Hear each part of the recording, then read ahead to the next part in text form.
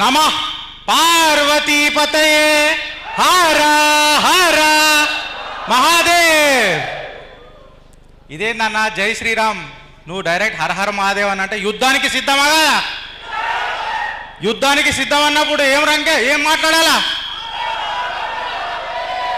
హర హర హర హర జై శ్రీరామ్, జై శ్రీరామ్, భారత్ మాతాకి. అన్న నారాయణ కూడా గల్లీ దాటలేదు, దారుసలాం బద్దలు వలగాల. భారత్ మాతాకి, భారత్ మాతాకి. నాకు టాపిక్ ఇచ్చిండ్రు. వేదిక ముందు అందరూ పెద్దలు, గురువులు, పూజ్యులు. వేదిక మీద అత్యంత పవిత్ర పావనమైన స్థలం ఇప్పుడే మేడం చెప్పిపోయిండ్రు. ఇక నా సుంటోడు మైక్ పడితే కొంచెం వేరే ఉంటుంది. కానీ నేను నా లెక్కనే మాట్లాడాలనా, లేకపోతే జరా సభ్య సమాజానికి ఏం చెప్తామని మాట్లాడదామా? అయితే జర్రా ఒక చిన్న మాట టెస్ట్ చేసి షురూ చేస్తా. మా ఇంట్లో ఒక చిన్న కుక్కపిల్లు ఉండే. ఏముండే? చిన్న కుక్కపిల్లు ఉండే. నేను ఆ చిన్న కుక్కపిల్లని తీసుకొచ్చిన. ఇంతకు ముందు కూడా చాలాసార్లు చెప్పినా, మళ్ళీ చెప్తున్నాను. చిన్న కుక్కపిల్ల ఇంటికి అడిగి తీసుకురాగానే హాల్లోకి రాగానే అది కక్కింది. ఏం చేసింది? కక్కింది. కక్కగానే నేను దాన్ని కొట్టి కిటికీలకని బయట పడేసిన. అది కక్కింది, నేను దాన్ని కిటికీలకని బయట పడేసిన.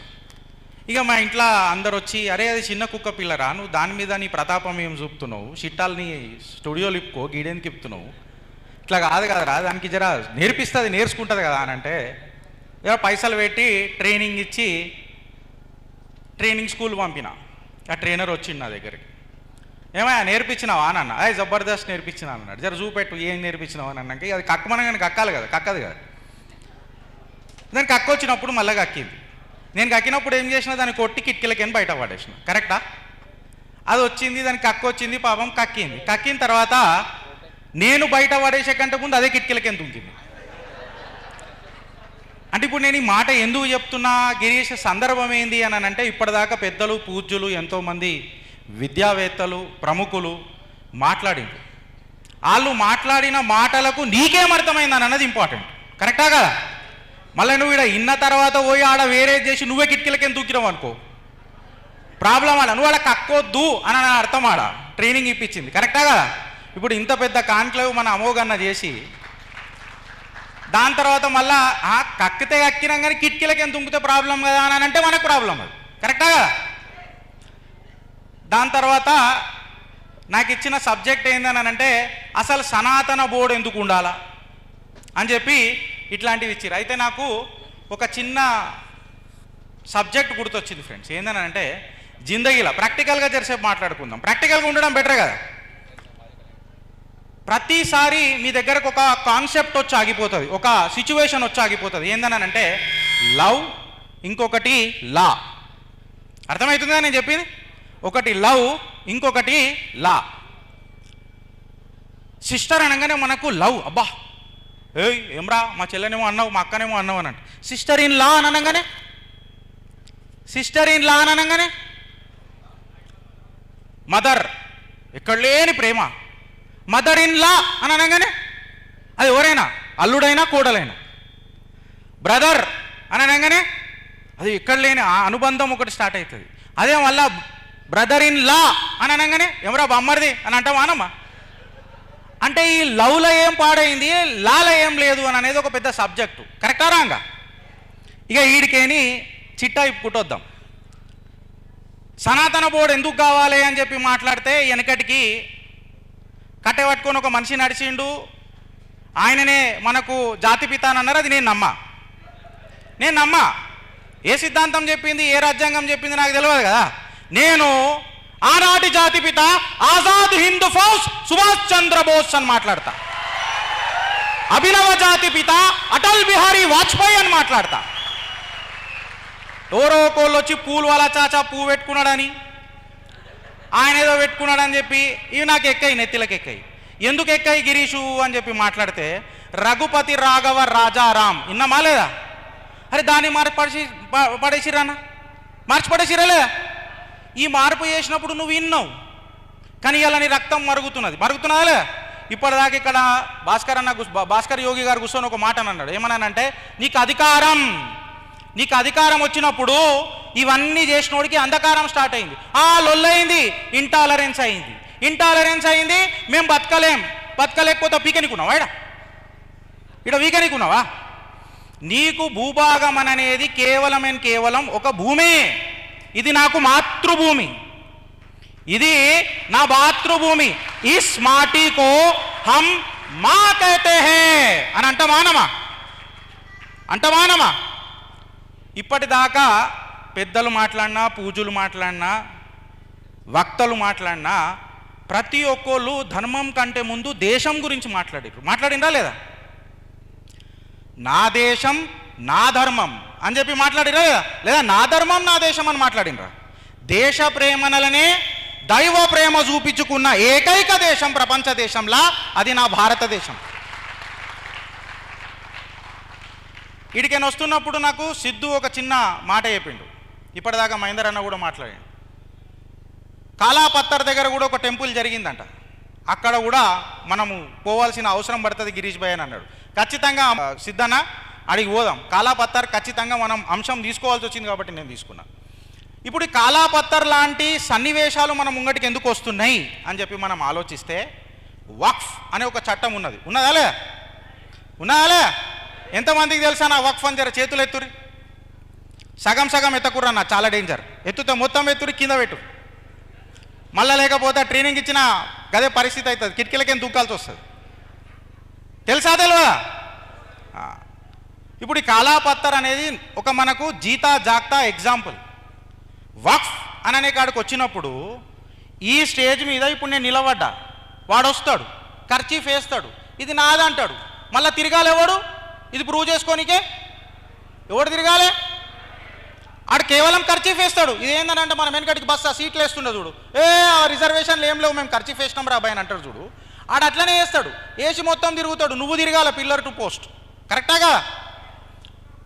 తర్వాత ఒకడు వస్తాడు, కోర్టుకో అని అంటాడు, నువ్వు ఛాతి పులాస్తావు, మా ఇంట్లో మా పెద్దనాయన బాబాయ్ అందరు అడ్వకేట్లో నేను పోతానంటాడు, కానీ ఏ కోర్టుకోవాలి? నువ్వు ఏ కోర్టుకోవాలా?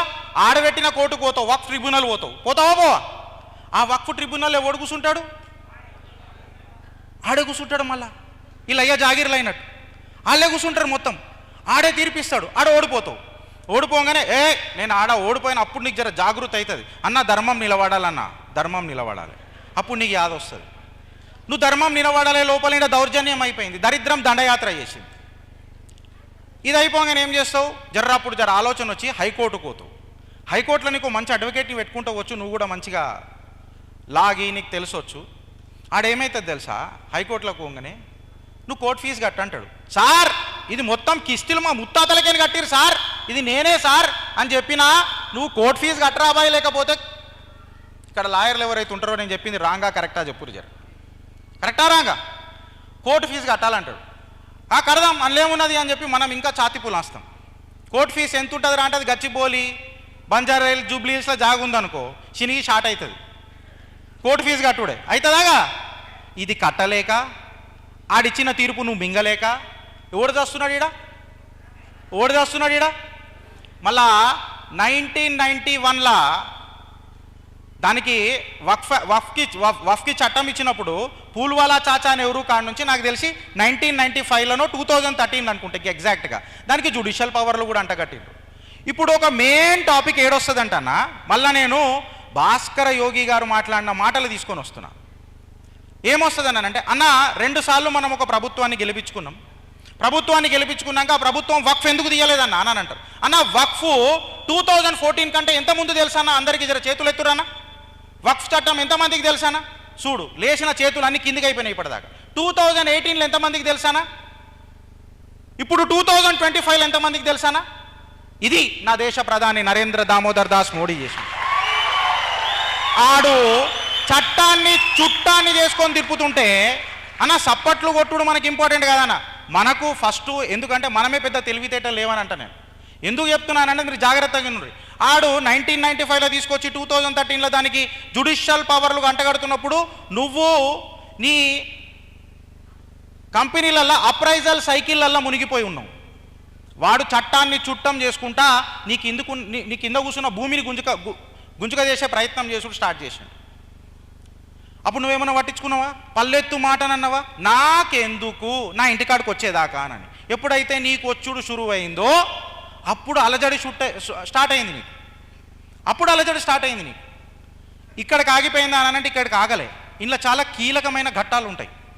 And maybe I'm not a practising lawyer, నేను లాయర్ కాకపోవచ్చు, ప్రాక్టీస్ చేయకపోవచ్చు డైరెక్ట్గా, బట్ నేను నేర్చుకుంటా రోజు రోజు. మీరు కూడా నాకు సజెషన్స్ ఉంటాయి చెప్పురు. ఈ వక్ఫ్ దగ్గరకు వచ్చేసరికి ఏమైపోయిందనంటే ఈయన అయ్యా జాగీర్ చూడు ఎట్లుంటుందో. మళ్ళీ ఈ ఏడికని కుడతారు తెలుసు కదా, అంతా ఎడా దేశాలకెళ్ళి వచ్చిన వాళ్ళు బాగ్దాద్ గజ దొంగల లెక్క వచ్చిర్రు దేశానికి. ఓడన్నా ఈడ పీకనికి వచ్చిండా, ఈడ వీకనికి వచ్చిండా? బాగ్దాద్ గజ దొంగల లెక్కనే దేశానికి వచ్చిర్రు ఎడారి దేశాల కాడికి. దీనికి ఏం చేసిరంటే వీళ్ళు వక్ఫ్ తీసుకొచ్చిన తర్వాత ఇంకొక చట్టం కూడా ఉన్నది, ASI, archaeological survey of India, తెలుసు కదన్నా. మళ్ళీ ఆర్కియలాజికల్ సర్వే ఆఫ్ ఇండియా నీ దగ్గర అది ఆ మాన్యుమెంట్ అక్కడ ఉన్నప్పుడు వక్ఫ్ అనేటోడు ఏలుపెట్టొచ్చా? ఈడు పెడతాడు. మళ్ళీ ఈ గంగా జమున తైజీబ్ గారు ఇద్దరు అన్నదమ్ములు మాట్లాడాడు, అస్సలు మాట్లాడరు. ఇంకా హైలైట్ ఏంది తెలుసా? దరిద్రం దండయాత్ర చేసుడు. 1500 సంవత్సరాల ఒక గుడి తమిళనాడులా వక్ఫ్ కిందికంట. నీ అయ్య ఉట్టలే, నీ మతం ముట్టలే, నీ అయ్య ఉట్టలే, నీ మతం ముట్టలే, నీ అయ్య జాగిరాన్ని నువ్వు వక్ఫ్ అని అనేసినావు. అది మనం విన్నాం, అప్పుడు మనకు బల్బు వెలిగింది. ఇప్పుడు లేటెస్ట్ ఒక టాపిక్ నడుస్తుంది యావత్ భారతదేశంలో, ప్లేసెస్ ఆఫ్ వర్షిప్ యాక్ట్ 1991. విన్నారా? ఇది విన్నారా? దేశ్ కా ఉపయోగి యోగి ఆదిత్యనాథ్ అలుపెరుగని పోరాటం చేస్తున్నాడు. సంబల్కే జరా యోగి ఇదర్ యోగి అని మాట్లాడాడు. ఒకడు వచ్చిండు మొన్న, వచ్చి మీరు వక్ఫ్ని ముట్టినా, అమెండ్మెంట్ చేసినా, ఇదే గంగా జమున తైజీబోలు ఉన్నారు కదా, డైపరుద్దీన్ అన్న, నువ్వు వక్ఫ్ను ముట్టినా, ఉత్తరాఖండ్లో యూనిఫామ్ సివిల్ కోడ్ని ముట్టినా, ఆ కాడికి వస్తే ప్లేసెస్ ఆఫ్ వర్షిప్ యాక్ట్ని ముట్టినా అల్ల కల్లోలం అయిపోతుంది. మేము రోడ్ల మీదకి వస్తాం. అరే నువ్వు ఉన్నదే రోడ్డు మీద కదరా, నువ్వు ఉన్నదే రోడ్డు మీద. ఇవాళ నువ్వేం చేసినావు బిడ్డ అని చెప్పి మాట్లాడితే నేను ఇంజనీర్ని అని చెప్తా. నువ్వేం చేసినావు బిడ్డ అంటే నేను సీఏ అయినావని చెప్తావు. నువ్వేం చేసినావు బిడ్డ అంటే నేను మంచి లాయర్నైనా అని చెప్తా. నువ్వు అలా అడుగు, నువ్వేమైనావురా అంటే పంచర్ పుత్రు నేను పాన్ షాప్ పెట్టుకున్నా అంటాడు. ఆ మనోడు వస్తాడు, మనోడు వచ్చుకుంటా రేహాన్ చికెన్ సెంటర్ జిందాబాద్ అని అంటాడు. అరే నువ్వు ఏడికైనా వచ్చినావురా నీకో మాట అడుగుతున్నా.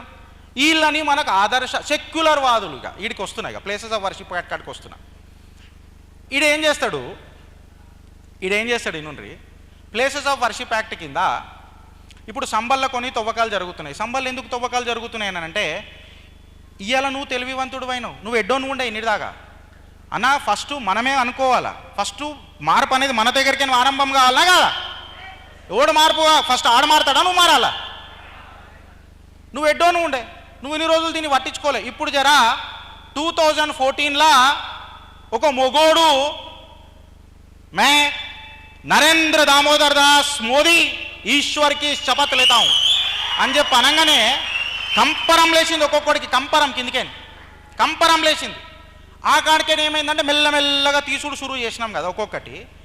ప్లేసెస్ ఆఫ్ వర్షిప్ యాక్ట్ కొడుకు వచ్చేసరికి హల్చల్ మజ్జాయిగా ఇదని చెప్తారు. సంబల్ ఇదంతా చైతన్యం మనకు 2014లో వచ్చింది. 2014 కంటే ముందు ఏమైంది రాబాయ్ అని అంటే, వాడు భారతదేశాన్ని బాబర్ దేశం లెక్క చెయ్యనీకే చట్టాలన్నిటినీ చుట్టాల లెక్క చేసుకున్నాడు. అందులో ఒక భాగమే places of worship act 1991. Girish ఇది ఏం చేస్తున్నావు అంటే నేను డాట్స్ కనెక్ట్ చేస్తున్నా ఫ్రెండ్స్, జర జాగ్రత్తగా ఉండరు. 2014లో వీళ్ళందరూ ఏమనుకున్నారు, గలత్ బటన్ దబ్గా అని అనుకున్నారు. ఈ అడ్డిమార్ గుడ్డి నిషాన్లో ఒకవేళ గెలిచిపోయారు రాబాయ్, ఇది కాదని అన్నారు. 2018లో ఏమైంది రాబాయ్, మళ్ళీ 2024లో ఏమైంది రాబాయ్. ఇది గిట్లానే నడుస్తుంటుంది రాబాయ్, క్యూకి హిందూ అభి జాగృత్ హో చుకా హై. నువ్వు జోడో యాత్ర జై, వీడికి మేము జుడాస్తూనే ఉంటాం బిడ్డ. ఎందుకంటే స్టార్ క్యాంపెయినర్ నువ్వే కదరా అయ్యా మాకు. నువ్వు చల్లగా బతకాల, నా ఆయువు కోసుకొని కూడా నువ్వు బతకాల. ఇంకా ఢిల్లీలో మనోడు ఇప్పుడిప్పుడే నిన్ననే అడుగుపెట్టినట్టున్నాడు, ఢిల్లీలో హర్ హర్ మహాదేవ్, ఢిల్లీలో కూడా హర్ హర్ మహాదేవ్. ఇక మీకు అర్థమైంది అనుకుంటా. ఇక నేను రాజకీయ ప్లాట్ఫామ్ చేయదలుచుకోలేదు. అయితే ప్లేసెస్ ఆఫ్ వర్షిప్ యాక్ట్లకి వీళ్ళు ఏం చేసిరనంటే, ఫస్ట్ మన రామ జన్మభూమి, ఈ బాబర్ గాడు, నేను బాబర్ అని ఎందుకు ఏమంటారు భక్తి శ్రద్ధలతో నేను మాట్లాడలేను కదా. ఇది బాబర్ దేశమా భారతదేశమా? అదే గట్టిగా ఆడికి వినిపించాలి. ఈ బాబర్ గాడు అని బాబర్ నామాలనే రాసుకున్నాడు, అక్బర్ నామాలు కూడా రాసుకున్నారు వీళ్ళు. నేను చాలా గర్విస్తున్నాను, కాఫీర్లను చంపుతున్నందుకు నేను గర్విస్తున్నా. ఏదన్నా సనాతన బుక్లకి ఇట్లా రాసుకున్నామా మనం? రాసినామా? ఇప్పుడే మాట్లాడినాం. మనం మొత్తం ప్రపంచాన్నే మన కుటుంబం అనుకున్నామా లేదా? మన నేర్పు మన మన మన చదువు గట్లపాడైంది. వీళ్ళదేమో సంపుడు, సచ్చుడు, బొందలు పెట్టుడు, బొందల గడ్డల మీద బతుకుడు. ఇక ఇక్కడ ఏమైందనంటే బాబర్ అనేట ఆయన చాలా ఆచితూచి మనని కొట్టిండు. ఫస్ట్ మన ఆస్థ, మన శ్రద్ధ, మన భక్తి, మర్యాద పురుషోత్తం రాముడు రామ్ లల్లా పుట్టిన జాగ మీద మస్జిద్ కట్టిండా లేదా? కట్టిండా? దశవత అవతారమైన సంబల్ల కల్కి భగవానుడు అవతారం ఏదైతే సంబల్ల నుంచి వస్తుందో సంబల్, అక్కడ కూడా వీళ్ళు మస్జిద్లు కట్టిరా లేదా?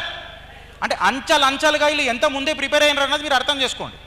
దానికి చట్టాలను మనకే వ్యతిరేకంగా వీళ్ళకు చుట్టాలని చేసుకున్నారు. ఇప్పుడు వస్తుంది అసలైన సిసలైన ఆట. ప్లేసెస్ ఆఫ్ వర్షిప్ యాక్ట్ అన్న. మేము లా చదవలే, నాకు నేను కూడా ఇంజనీరే చదివినా, కానీ తల్లి కడుపులు ఉన్నప్పుడే సగం లా నేర్చుకున్నా. నీకు ఇంకా వేరే ఆప్షన్ లేదు, నేర్చుకోవాలా, బరాబర్ నేర్చుకోవాలా. అయితే ప్లేసెస్ ఆఫ్ వర్షిప్ యాక్ట్లా ఇఫ్ ఇక్కడ లాయర్లు ఎవరైనా ఉంటే నాకు please guide me if I'm wrong. Section 3 and section 5 ఎప్పుడన్నా చదివిరా అన్న? Section 3 and section 5. సెక్షన్ 3 అని ఏం చెప్తుంది అని అంటే సంక్షిప్తంగా చెప్తా. It decides the religious character of the place. అంటే దాని అస్తిత్వం ఏంది అని చెప్పి చెప్తారు. ఓకే, అస్తిత్వం ఏంది అని చెప్పి చెప్తారు. రిలీజియస్ క్యారెక్టరు 15th ఆగస్ట్ 1947కి ఏదైతుందో అది గుడి అయితే గుడి, మస్జిద్ అయితే మస్జిద్. ఇప్పుడు ఈ స్టేజ్ మీద నుంచి నేను మిమ్మల్ని అడుగుతున్నా, తద్వారా యావత్ భారతావని నేను అడుగుతున్నా.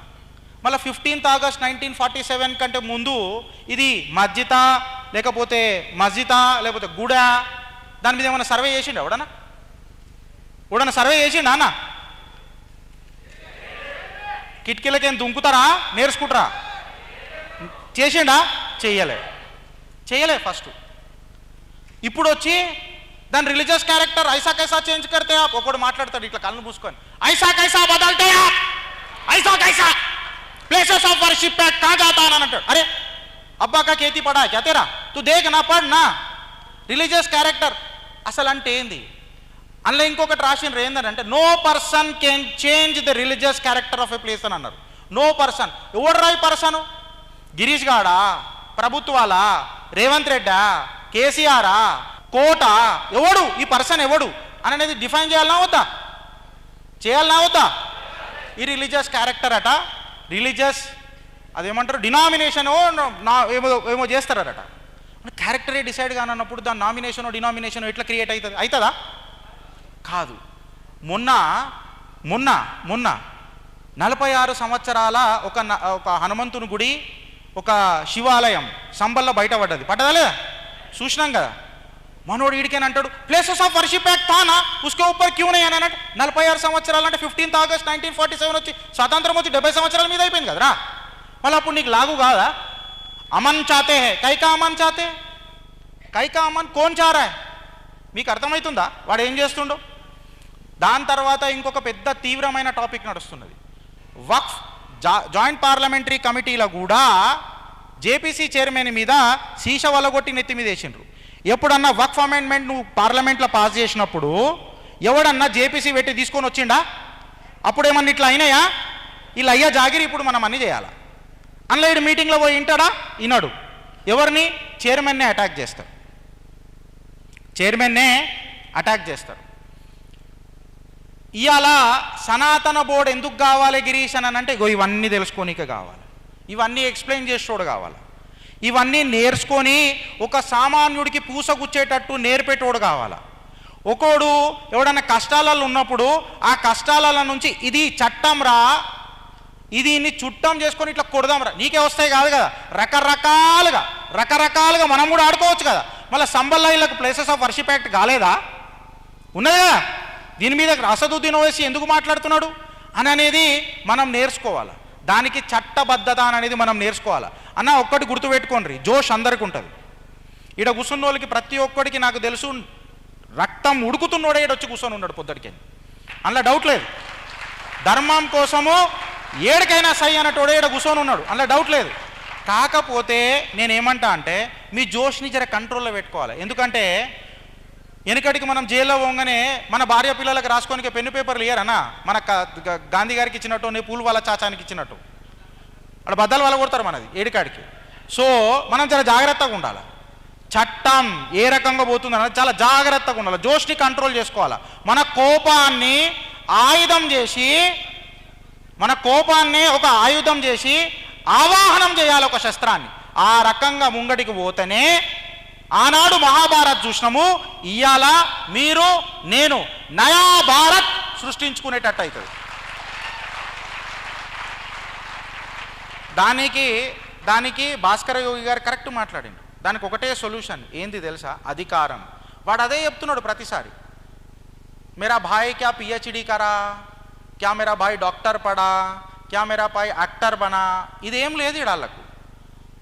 मेरे को अगर आप 50 सीट जिताते थे भारत देश में तो आपका भाई ये असदुद्दीन ओवैसी कैसा बैठता था उधर और कैसा बात करता था आपके कौम के लिए అని మాట్లాడతాడు.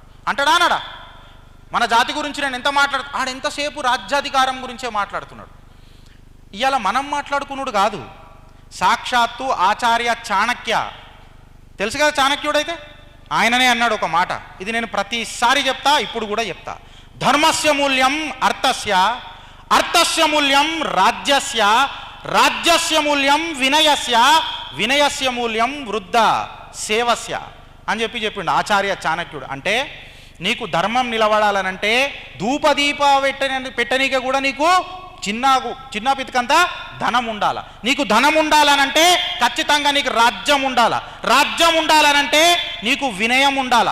వినయం ఎప్పుడు వస్తుంది అని అంటే నిన్న మొన్న ఒట్టిన పిల్లగాడి పైన నీకు ఎంత ప్రేమ ఉంటుందో రేపో మాపో చచ్చిపోయే మీ తల్లిదండ్రుల మీద, మీ తాతల మీద, మీ ముత్తాతల మీద కూడా అంతే ప్రేమ ఉన్నప్పుడే దేశం బాగుపడుతుంది అని చెప్పి ఆచార్య చాణక్యుడు చెప్పింది.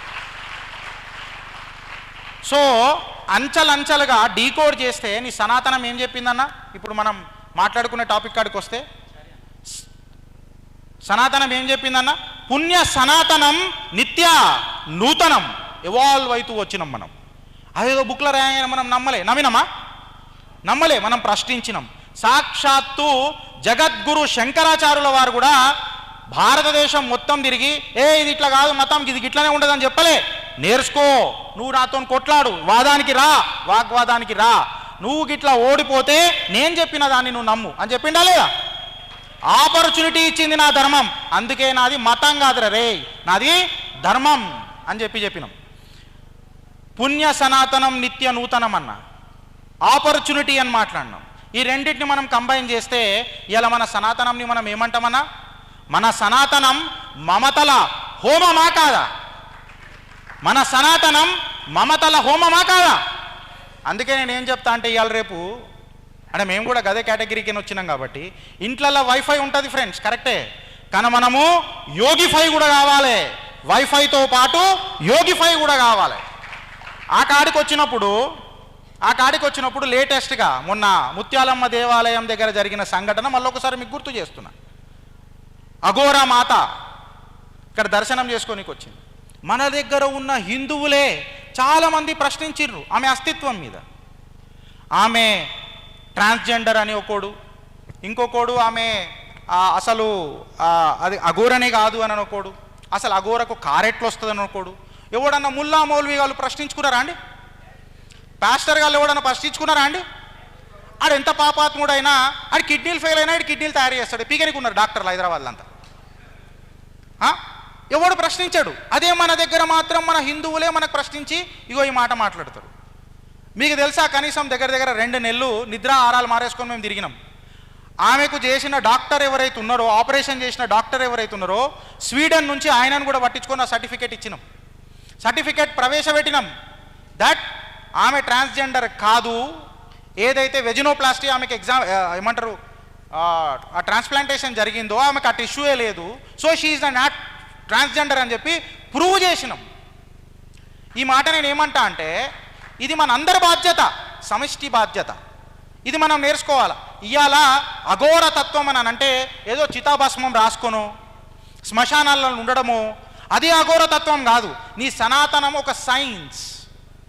మీకు తెలుసా ఫ్రెండ్స్, ఆమెతో నేను మాట్లాడినప్పుడు, వాళ్ళతో నేను మాట్లాడుతున్నప్పుడు, నేను ఒక ఆటోమొబైల్ ఇంజనీర్ని.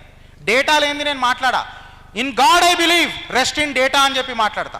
డేటాని నమ్ముతా, దేవుణ్ణి నమ్ముతా, ఆ తర్వాత డేటానే నమ్ముతానంట. మా సొంత నాన్నగారు చెప్పినా నేను నమ్మ డేటా లేకపోతే అని చెప్తా. అట్లాంటిది నేను ఇట్లాంటి సబ్జెక్టులు ఇలా మాట్లాడుతున్నానంటే డేటా విశ్లేషణ చేసే మాట్లాడతా. అఘోర తత్వం అని అనగానే చితాభస్మం అంటారు. And you know a fact, చితాభస్మం రాసుకున్నప్పుడు 15 days వరకు స్నానం చేయాల్సిన అవసరం ఉండదు. It protects you from cold. It also acts as an antiseptic agent of your body. ఇప్పుడు నేను ఈ మాట అయిపోయాను, గిరీష్ భాయ్ మనం శ్మశానంలో ఉంటామని కాదు. శ్మశానంలో కూడా 5-6 రకాలు ఉన్నాయంట అఘోర సైన్స్ల ప్రకారం. వాళ్ళు అక్కడ పిహెచ్డీలు చేస్తారట, డాక్టరేట్లు చేస్తారట, డబుల్ తాంత్రిక్ విద్య, మన ఏమంటారు ట్రిపుల్ డాక్టరేట్ విద్య, ఎక్సెట్రా ఎక్సెట్రా పెద్దగా ఉన్నది. It's a science. ఇవాళ సనాతన బోర్డు ఎందుకు కావాలి అని చెప్పి మనం మాట్లాడితే సైంటిస్ట్కి సైంటిస్ట్కి తేడా మనకు తెలవాల. ఇప్పటిదాకా మనం మాట్లాడినాం కదా, ఆర్యభట్ట గురించి మాట్లాడినాం. ఇప్పటిదాకా నాకు తెలిసి రాజేశ్వరి గారు కూడా చాలా చాలా ఎగ్జాంపుల్స్ మనకి ఇచ్చిండ్రు, ఇఫ్ ఐఎమ్ నాట్ రాంగ్. ఇవన్నీ మనకు తెలవాలనంటే మన లోపల ఉన్న సైంటిస్ట్కి వీళ్ళు పరిచయం చేసిన సైంటిస్ట్కి తేడా తెలవాలనా అవుతా. ఫారిన్లకు వలసలు పోతున్నారు, ఆడ చదువుకొని వస్తేనే లైఫ్ ఉంటుంది. డాలర్ సంపాదిస్తేనే డాడీ సంతోషంగా ఉంటాడు, డాలర్ ముద్దు డాడీ వద్దు. ఇప్పటిదాకా గట్లాంటివే జరిగినాయి. ఆబ్వియస్లీ జరుగుతున్నాయి. మా ఇంట్లో కూడా ఇదే డిబేట్ జరుగుతుంది, జరగదని కాదు. మా ఇల్లు కొత్త కాదు. మీ ఇంటికి మా ఇల్లు ఎంత దూరం ఉంటుందో మా ఇంటికి మీ ఇల్లు కూడా అంతే దూరం ఉంటుంది ఫ్రెండ్స్. ప్రాక్టికల్ సినారియోలో గవ్వే ఆర్గ్యుమెంట్లు జరుగుతాయి. ఫస్ట్ ఆర్గ్యుమెంట్ నాకు మా నాన్నతోనే జరుగుతుంది. నువ్వు నన్ను కన్విన్స్ చేయరా రే, బయట కన్విన్స్ చేసుడు కాదని అంటాడు. ఇల్లు గెలిచి రచ్చ గెలుస్తా కదా, అందుకే ఇంత గట్టిగా మాట్లాడతా. ఈ మాట ఎందుకు మాట్లాడుతున్నాం అని అంటే, నువ్వు అన్నం తిన్నావనుకో, నీకు నేను మంచి చాక్లెట్ ఇస్తా, డైరీ మిల్క్ చాక్లెట్ ఇస్తా. పిల్లలకు నువ్వు ఫస్టే కరప్షన్ నేర్పినవా. ఇంట్లో కాడికైనా మొదలైంది. బంతి పువ్వు ఉడుతుంది కదా, అప్పుడు చామంతి పువ్వు ఉంటుంది కదా. నువ్వు షురూ చేసినవే లొల్లిలనే. నువ్వు టీచర్ కాడికి పోగానే ప్రాక్టికల్లో 2 మార్కులు కావాలనంటే ఇవాళ టీచర్స్లో దొరికే.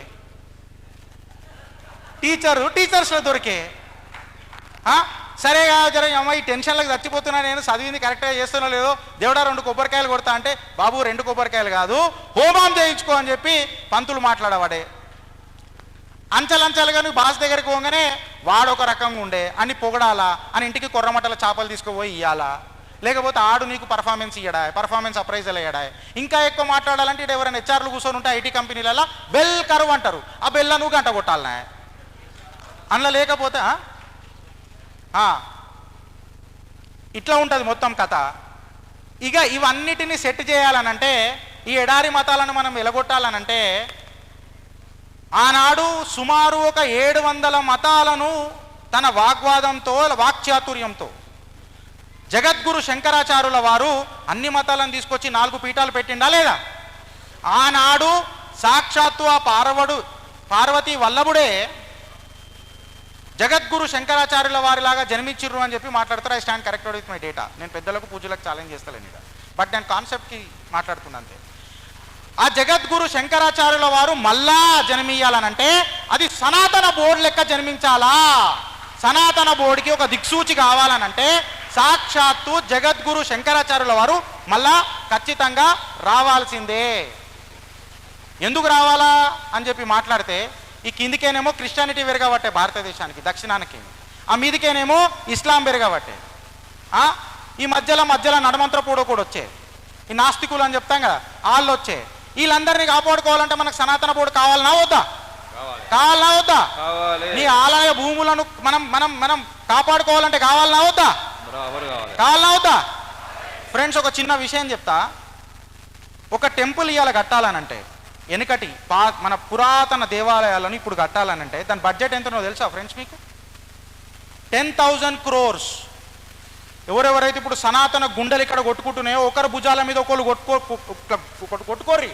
అసుంటి ధర్మంలను పుట్టినందుకు గర్జించు.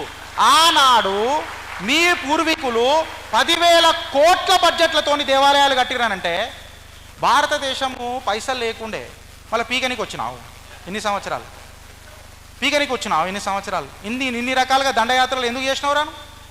రత్న గర్భిణి నా మా భారతి, రత్న గర్భిణి నా మా భారతి. సో నేనేమంటున్నానంటే ఇది ఫ్రీడమ్. సనాతన బోర్డు అనేది మన ఫ్రీడమ్. ఆడ ఆల్ ఇండియా ముస్లిం పర్సనల్ లా బోర్డు పెట్టిండు.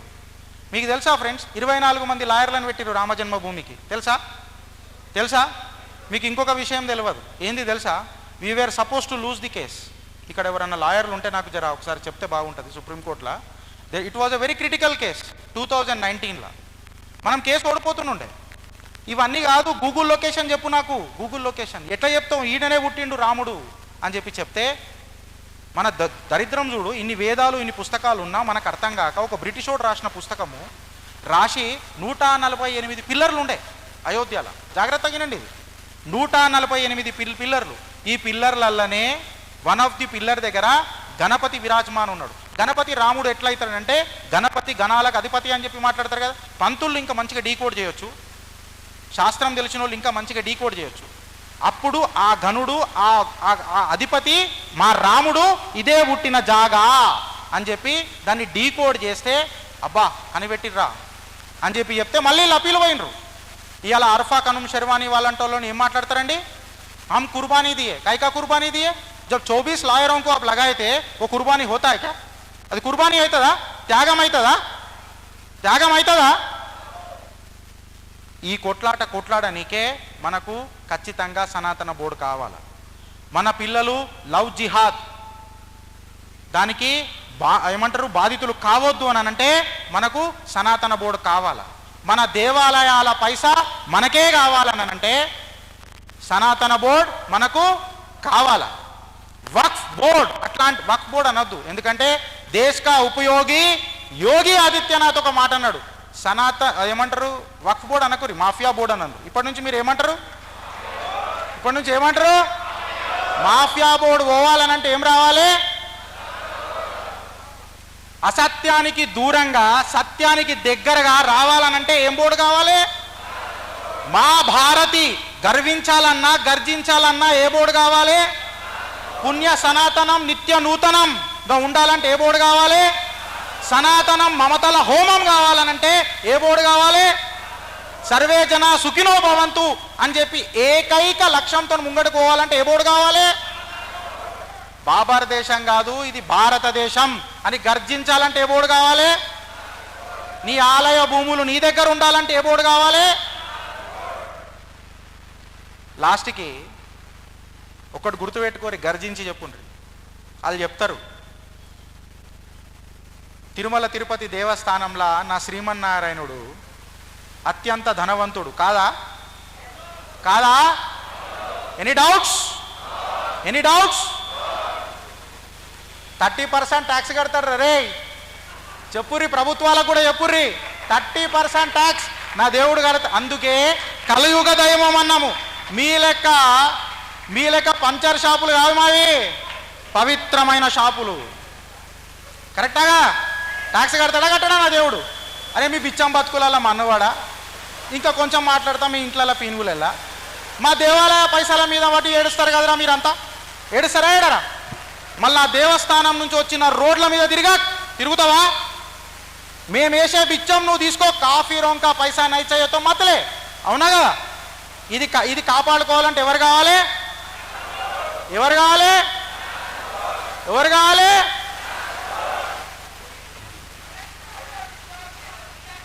వక్ఫ్ బోర్డు అమెండ్మెంట్ బిల్ అయిపోతుంది. Her her Mahadev. పూజ్యులు జర నాకు చెప్పాలా, వక్ఫ్ బోర్డు పోతుంది ఎట్లనైనా, అమెండ్మెంట్ వస్తుంది. అమెండ్మెంట్లలో మంచి సవరణలు ఉన్నాయి. ఎవరు కూర్చున్నారా జడ్జిమెంట్ చెప్పనీకేనన్నారు. మా ముల్లా మౌలవీలు అందరం కూర్చొని ఉన్నాం. అందులో నాన్ ముస్లిమ్స్లను కూడా పెట్టుర్రి కైకు అని అన్నారు. అది కైకు అనడం వల్ల కాఫీర్ల భూములు ఎత్తుకున్నప్పుడు వాళ్ళు కూడా కూర్చోవాలవుతా. ఇంకొక చిన్న ఘట్టం జరుగుతుంది భారతదేశంలో, భవిష్యవాణి చెప్పడానికి ప్రయత్నం చేస్తున్నా. షాబాను కేసు మన అందరికీ తెలుసు కదా. తలాక్ ఈయన అయ్యా జాగిరి. మహిళల పట్ల వీళ్ళకేం గౌరవం ఉండదు. తలాక్ అయిపోయిందా? ఇప్పుడు కేరళ నుంచి ఒక కేసు పడ్డది. సాఫియా, లాయర్లు ఎవరైనా ఉంటే నాకు హెల్ప్ చేయాలా. సాఫియా ఆమె ఏమన్నది తెలుసా? నేను ముస్లింలో పుట్టినందుకు నేను సిగ్గుపడుతున్నా, నా షరియాల అలా మహిళలకు హక్కు లేదు, ఇది మాట్లాడాలా? ప్రతిసారి నిన్ను హేళన చేసిర్రు, ఇది మాట్లాడాలా? అది సుప్రీంకోర్టులో ఇప్పుడు అడ్మిట్ అయింది. చీఫ్ జస్టిస్ ఆఫ్ ఇండియా గవర్నమెంట్కి అఫిడేవిట్ అడిగిండు, కౌంటర్ ఫైల్ చేయండి అని అన్నారు. ఆమె ఏమంటూ ఇప్పుడు దీనికి ఏమైంది తెలుసా? నువ్వు మహిళ లెక్క ఇస్లాంలో పుట్టినావు అనుకో, నీకు ఓన్లీ 1/3 ఆఫ్ ది ప్రాపర్టీ వస్తుంది. మిగతా ప్రాపర్టీ ఎక్కడ పోతుంది అని అంటే, వాళ్ళకి పిల్లలు లేకపోతే చాచా భతీజా వాళ్ళ కూరలు ఉంటారు కదా, వాళ్ళకు పోతుంది. అయ్యా జాగిరి, మహిళలను మహిళల లెక్క గౌరవించని నీ ధర్మం అయ్యా ఒకటి నాకు అర్థం కాదు. నేను ఆదిపద పరాశక్తి అన్నం రాగా అన్నమా లేదా? ఇప్పుడు ఇది దాఖలైంది. భవిష్యవాణి చెప్పనీకి ప్రయత్నం చేస్తున్నా, ఓం వచ్చేస్తుంది రిజల్ట్. అప్పుడు అందరు గిలగిల కొట్టుకొని తిరుగుతారు. బోర్డు కావాలన్నా అవుతా, బోర్డు కావాలన్నా అవుతా. ఒక్కసారి గట్టిగా జై శ్రీరామ్. మహాకుంభుకి మీరందరు సాక్షులైనరు. 144 సంవత్సరాల తర్వాత వచ్చిన మహాకుంభుకు మీరు సాక్షులైనరు. ఎంత పవిత్రమైన గుండెలన్నా మనందరిది, కరెక్టా? మహాకుంభుకి, సత్య సనాతన్కి, గోమాతాకి నమః. పార్వతీ పతయే హర హర మహాదేవ్. భారత్ మాతాకి, భారత్ మాతాకి.